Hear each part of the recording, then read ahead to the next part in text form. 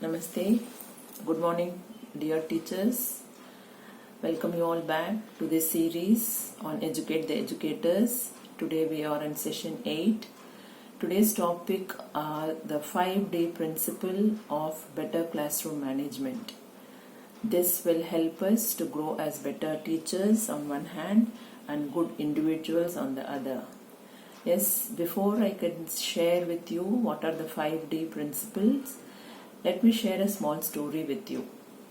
Once there lived a sculptor who used to sculpt out beautiful images, or I can say statues, out of stones of various kinds, and he was very famous for his art. One day, as usual, he sets out for his work with his tool bag.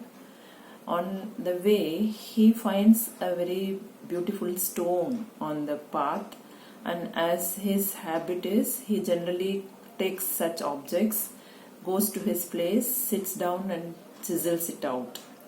And as he is trying to do this, the stone puts out a cry and says, "Oh, don't hurt me, it's paining. It's very harsh. I can't bear this pain anymore. Please stop the work." Hearing this cry, the sculptor also gives up, and then he puts the stone aside, and then again he sets out from his place and moves on. On this way, again he finds a stone. Again, his intuitive mind tells him that he can surely work on this particular stone. So he again sets out and takes out his bag, tries to work on it, and slowly and steadily goes on chiseling the stone.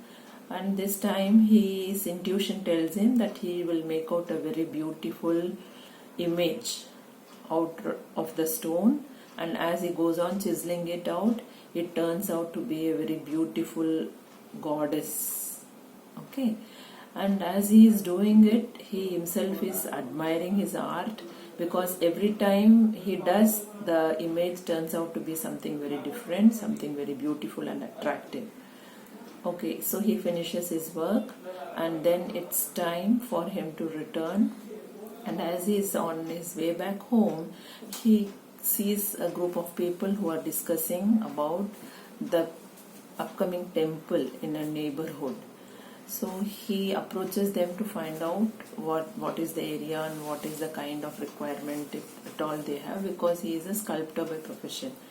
Unless all the team who are working for the building of the temple shares with him about all the work they have done, and in fact they tell him also that they are looking out for a very beautiful idol to be installed in the temple.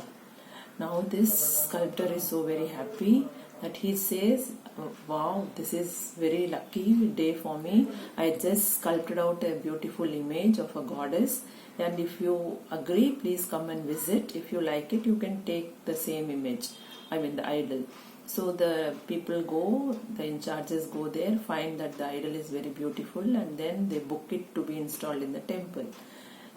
Thus, the idol, which was made out of, I can say it was just made out of chance, gets its place in the temple.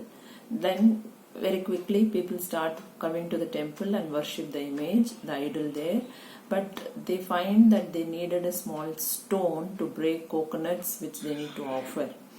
At this juncture, the same sculptor tells, "I had left a stone behind which I couldn't sculpt it. I think you can use that for breaking your coconuts." So that stone, the first stone which he had left away, is now finding a place in the temple for breaking coconuts.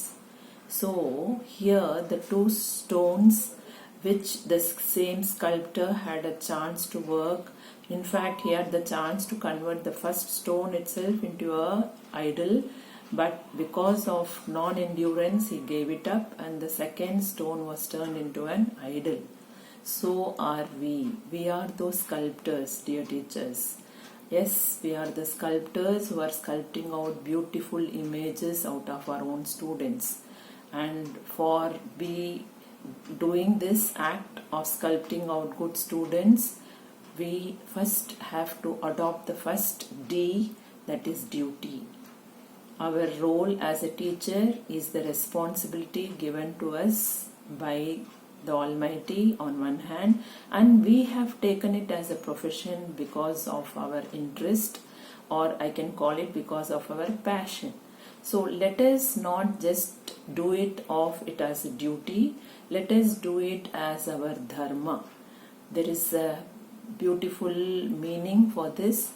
The dharma is 100% dedicated service when we render, and we have to render it selflessly. Yes, so therefore it leads us to the second word on D, dedicate. That is, we have to dedicate our time and effort in order to sculpt those beautiful students in the classroom. We are here going to sculpt 40 odd images in front of us, so we have to dedicate our services in spirit to be able to do this. As we go on and do our work with dedication, the third D which we have to adopt is discrimination. We have to use our discrimination and enable the students to come out beautifully with their talents. Because as I said, as sculptors we have to have that intuitive power to see what is the inherent talent in each child, because we can't keep on sculpting all goddesses from each child or each stone for that matter. Each child is unique. One child will turn out to be an engineer, another a doctor, another a lawyer, another a teacher, or various professions, and the professions are at gallery. We have a gallery of professions in front of us. So we have to use our discrimination. We can't thrust everything on the students. We have to channelize their interests. We have to be very, very discriminative to identify the students and guide them to groom themselves as better students. As we move on, we get into the fourth letter D, the determination. We have to be determined with the kind of efforts we are putting, and by seeing what we do, the students also have to reciprocate. We can't take our profession as lightly as it, and on the other hand we can't tell the students, or we can't make the students also take the student's life as a very simple one. It needs a lot of effort, it needs a lot of hard work, it needs a lot of discipline. Yes, and therefore it leads to the next important word, which is discipline. All of us know the letters in the word discipline. If you add it out, it turns out to be 100.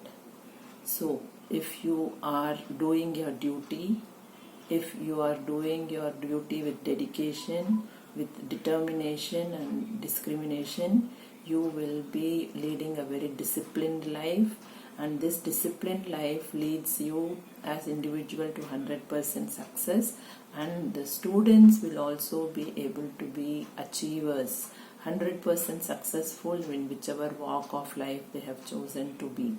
So let us start our lives as teachers afresh.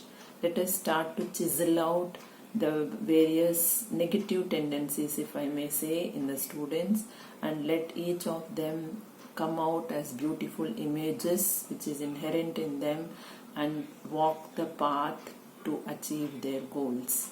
So I repeat the 5D principle once again. Teaching is a duty. To be able to do your duty, you have to be dedicated. To be dedicated, you have to have your discriminative knowledge. Once you are able to discriminate, you will be determined to achieve your goal. Once you are able to achieve your goal through determination, which will be a fruit of your discipline, because discipline at any cost is going to give you 100% success. So let us imbibe this 5D principle. Let us also nurture these 5Ds among our students, and let each one turn out to be a masterpiece, and that is what we are here for. So with this, thank you. Have a nice day. Shall meet you soon in the next episode. Stay safe, stay home.